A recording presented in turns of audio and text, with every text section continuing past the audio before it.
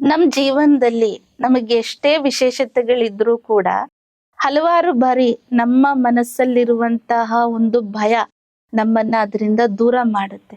ನಮ್ ಜೀವನದಲ್ಲಿ ನಮಗೆ ಆ ಒಂದು ಯಾವ ವಿಶೇಷತೆ ಇದೆಯೋ, ಯಾವ್ದನ್ನ ನಾವು ಗಳಿಸ್ಬೇಕು ಅಂತ ಬಯಕೆ ಇದೆಯೋ ಅದರಿಂದ ನಾವು ದೂರ ಹೋಗ್ತೀವಿ.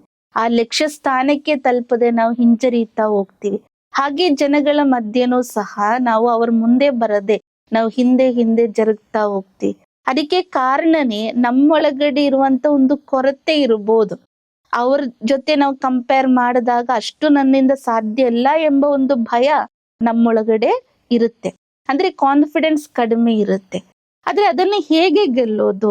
ನಾವು ಪ್ರತಿಯೊಂದು ಕಾರ್ಯವನ್ನ ಫಸ್ಟ್ ಏನೇ ಅಟೆಂಪ್ಟ್ ಮಾಡಿದ್ರೆ ಸಕ್ಸಸ್ ಆಗಲ್ಲ. ಪ್ರತಿಯೊಂದು ಕಾರ್ಯ ನಾವು ಫಸ್ಟ್ ಟ್ರೈ ಮಾಡ್ಲಿಕ್ಕೆ ನೋಡ್ತೀವಿ.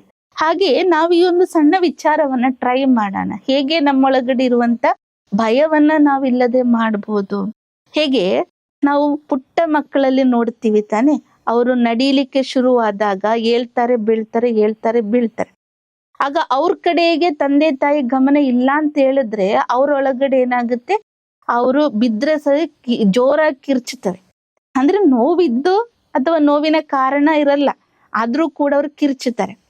ಹಾಗೆ ಮತ್ತೆ ಮತ್ತೆ ತಂದೆ ತಾಯಿಗಳಿಗೆ ಗೊತ್ತಾದ್ಮೇಲೆ ಮಗು ಹೇಳ್ಬೇಕು ನಡಿಬೇಕು ಎಂಬ ಭಾವನೆಯಿಂದ ಮಕ್ಳು ಬಿದ್ರೂ ಕೂಡ ಅವ್ರ ಆ ಕಡೆಗೆ ನೋಡದೆ, ಆ ಕಡೆಗೆ ಅವ್ರದ್ದು ಗಮನ ಹೋಗದೆ ಅವ್ರು ಸುಮ್ನೆ ತನ್ನ ಪಾಡಿಗೆ ಇರ್ತಾರೆ.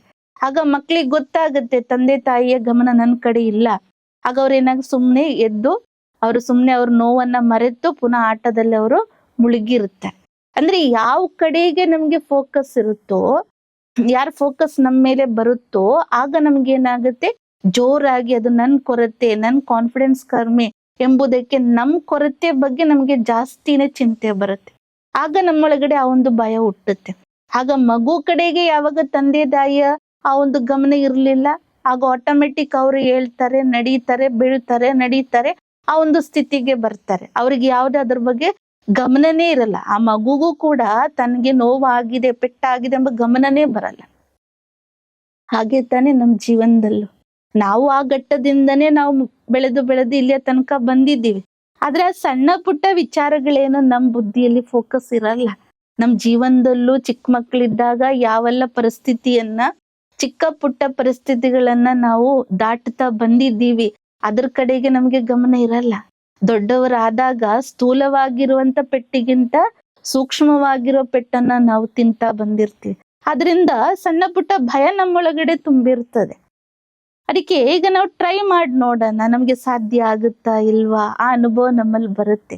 ಈಗ ನೀವು ಒಂದು ಗೆಟ್ ಟುಗೆದರ್ ಪಾರ್ಟಿಗೆ ಹೋಗ್ತಾ ಇದ್ದೀರಾ ಅಂತ ತಿಳ್ಕೊಳ್ಳಿ, ರೆಡಿ ಆಗಿದ್ದೀರಾ, ಕಾಸ್ಟ್ಯೂಮ್ ಹಾಕೊಂಡಿದ್ದೀರಾ. ಕಾಸ್ಟ್ಯೂಮ್ ಹಾಕದ್ಮೇಲೆ ನಮ್ಗೆ ಅನ್ಸುತ್ತೆ ಒಂದ್ ಟೀ ಕುಡ್ಕೊಂಡು ಹೋಗೋಣ. ಮನೇಲಿ ಒಂದ್ ಟೀ ಮಾಡಿರ್ತೀರಾ, ಕುಡಿಯಕ್ ಶುರು ಮಾಡ್ತೀರಾ. ಆ ಟೀ ಮೆತ್ತಗೆ ನಮ್ ಕಾಸ್ಟ್ಯೂಮ್ ಮೇಲೆ ಬೀಳುತ್ತೆ. ನಾವ್ ಅದನ್ನ ನೀರಿಂದೆಲ್ಲ ತೊಳಿಲಿಕ್ ಶುರು ಆದ್ರೂ ಕೂಡ ಆ ಸಣ್ಣ ಪುಟ್ಟ ಕರೆ ಅದರಲ್ಲಿ ಇರುತ್ತೆ, ಕಾಸ್ಟ್ಯೂಮ್ ಅಲ್ಲಿ ಬಿದ್ದಿರುತ್ತೆ.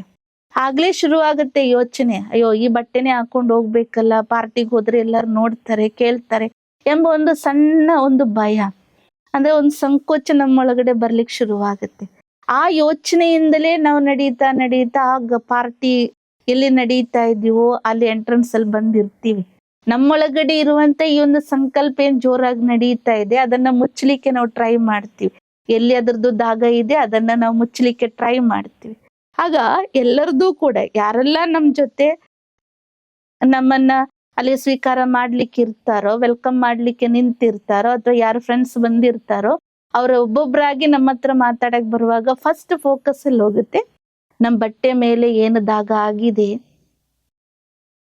ಯಾವ್ದು ಬಿದ್ದು ಅದ್ರ ಕರೆ ಆಗಿದೆ ಅದ್ರ ಕಡೆಗೆ ಹೋಗುತ್ತೆ. ಕೇಳ್ತಾರೆ, ಇದೇನಾಯ್ತು, ಒಳ್ಳೆ ಬಟ್ಟೆ ಹಾಕೊಂಡಿದೀರಾ, ಕಾಸ್ಟ್ಯೂಮ್ ಒಳ್ಳೇದಿದೆ, ಅದು ಏನೋ ಆಗಿದೆ, ಏನಾದ್ರೂ ಚೆಲ್ಲಿದ್ದೀರಾ ಅಂತ ಕೇಳ್ತಾರೆ ಅಲ್ವಾ. ಯಾಕೆ ಹಂಗಾಗುತ್ತೆ? ಯಾವಾಗ ನಮಗೆ ಆ ಬಟ್ಟೆ ಕಡೆಗೆ ಗಮನ ಇರಲ್ಲ, ಅಥವಾ ಚಾಯ್ ಬಿದ್ದಿದೆ ಎಂಬ ನೆನಪೇ ಇರಲ್ಲ, ಹಿಂಗೆ ಕರೆ ಆಗಿದೆ ಎಂಬ ನೆನಪಿರಲ್ಲ ನನ್ನ ಬುದ್ಧಿಯಲ್ಲಿ, ನನ್ನ ಸಂಕಲ್ಪದಲ್ಲಿ ಅಂದ್ಮೇಲೆ ಅವ್ರು ಯಾರೂ ಕೂಡ ನಮ್ ಜೊತೆ ಆ ವಿಚಾರ ಕೇಳೋದೇ ಇಲ್ಲ. ಎಷ್ಟು ಒಳ್ಳೆ ಕಾಸ್ಟ್ಯೂಮ್ ಹಾಕೊಂಡಿದ್ದೀರಾ ಅಂತ ಕೇಳ್ತಾರೆ ಹೊರತು ಅದ್ರಲ್ಲಿ ಏನು ದಾಗ ಆಗಿದೆ ಕರೆ ಆಗಿದೆ ಅದ್ರ ಬಗ್ಗೆ ಅವ್ರು ಕೇಳೋದೇ ಇಲ್ಲ. ಏಕೆಂದ್ರೆ ನನ್ನ ಸಂಕಲ್ಪದಲ್ಲಿ ಅದು ನಾನ್ ಮರ್ತೋಗಿದ್ದೀನಿ ಅಂದ್ಮೇಲೆ ಅವ್ರಿಗೂ ಆ ಒಂದು ಸಂಕಲ್ಪ ಟಚ್ ಆಗಲ್ಲ. ಏಕೆಂದ್ರೆ ನಮ್ಮೊಳಗಡೆ ಏನು ಸಂಕಲ್ಪ ನಡೆಯುತ್ತೋ ಅದೊಂದು ಎನರ್ಜಿ.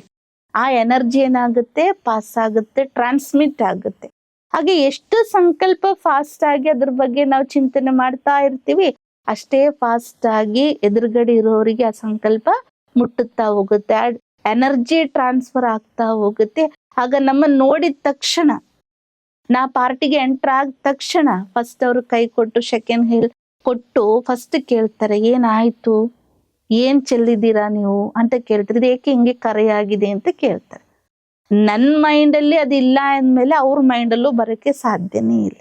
ಹಾಗೆ ಪ್ರತಿಯೊಂದು ವಿಚಾರ, ಈ ಸಣ್ಣ ವಿಚಾರ ನೀವು ಎಕ್ಸ್ಪೆರಿಮೆಂಟ್ ಮಾಡಿ ನೋಡಿ, ಆಗ ಗೊತ್ತಾಗುತ್ತೆ ಸಣ್ಣ ಸಣ್ಣ ಯಾವುದು ನಮ್ಮೊಳಗಡೆ ವೀಕ್ನೆಸ್ ಇದೆಯೋ ಅದು ನನಗೆ ಮಾತ್ರ ಗೊತ್ತಿರುತ್ತೆ ಹೊರತು ಅವರಲ್ಲಿ ಇರಲ್ಲ.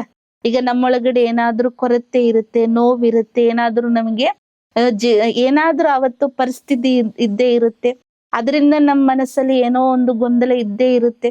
ಇದು ಬೇರೆಯವರಿಗೆ ಹೇಳುವುದಕ್ಕಿಂತ ನಮ್ಮೊಳಗಡೆ ಅದು ಯೋಚನೆ ಬಂದ್ರೆ ಬೇರೆಯವರು ಕೂಡ ಕೇಳಲಿಕ್ಕೆ ಶುರು ಮಾಡ್ತಾರೆ, ಇವತ್ತೇನ್ ಮೂಡ್ ಆಫ್ ಆಗಿದ್ರೆ, ಹೇಗೆ ಬಟ್ಟೆ ಮೇಲೆ ಕರೆ ಕಂಡಿದ್ದೀವಿ ಹಾಗೆ ಅವ್ರು ಕೇಳಲಿಕ್ಕೆ ಶುರು ಆಗುತ್ತೆ.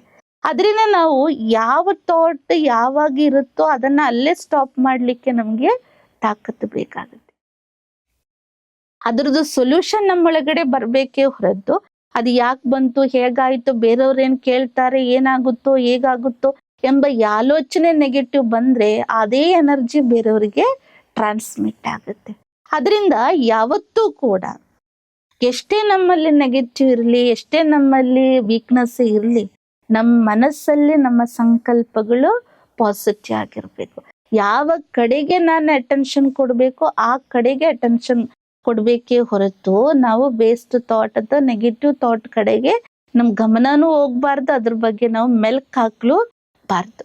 ಎಷ್ಟು ಮೆಲ್ಕ್ ಹಾಕ್ತಿವಿ ಅಷ್ಟೇ ನಮ್ದು ಎನರ್ಜಿ ಬೇರೆ ಕಡೆಗೆ ಟ್ರಾನ್ಸ್ಮಿಟ್ ಆಗ್ತಾ ಇರುತ್ತೆ, ಅದು ಪಾಸ್ ಆಗ್ತಾ ಇರುತ್ತೆ, ಕನ್ವೆ ಆಗ್ತಾ ಇರುತ್ತೆ. ಅದರಿಂದ ನಾವು ಸಣ್ಣ ಪುಟ್ಟ ವಿಚಾರಗಳೇನಿದೆ ಅದನ್ನ ನೆವರ್ ಮೈಂಡ್ ಮಾಡುವಂತಹ, ನಾವು ಕೆಲವು ಬಾರಿ ಹೇಳ್ತೀವಿ ನೋ ಹೇಳ್ಬೇಕಾಗಿದ್ರಲ್ಲಿ ನೋ ಹೇಳಲೇಬೇಕಾಗುತ್ತೆ. ಹಾಗೆ ನನ್ನ ಮನಸ್ಸಿಗೂ ಕೂಡ ನೆವರ್ ಮೈಂಡ್ ಅಂತ ಹೇಳಲೇಬೇಕಾಗುತ್ತೆ. ಅಂತ ವಿಚಾರಗಳು ಯಾವುದು ನನ್ನ ಎನರ್ಜಿಯನ್ನ ಕುಂದು ಮಾಡ್ತಾ ಇದೆ, ಕಡಿಮೆ ಮಾಡ್ತಾ ಇದೆ, ಅಂತ ವಿಚಾರಗಳಿಗೆ ನೆವರ್ ಮೈಂಡ್ ಅಂತ ಹೇಳಲೇಬೇಕಾಗುತ್ತೆ. ನೀವು ಕೂಡ ಟ್ರೈ ಮಾಡಿ ನೋಡಿದಾಗ ನಿಮ್ಗೆ ಅನ್ಸುತ್ತೆ, ನಮಗೆ ಖಂಡಿತವಾಗಿ ನಮ್ಮೊಳಗಡೆ ಇರುವಂತಹ ಸಣ್ಣ ಪುಟ್ಟ ಭಯವನ್ನು ಕೂಡ ನಾವು ದೂರ ಮಾಡ್ಲಿಕ್ಕೆ ಈಸಿ ಆಗುತ್ತೆ.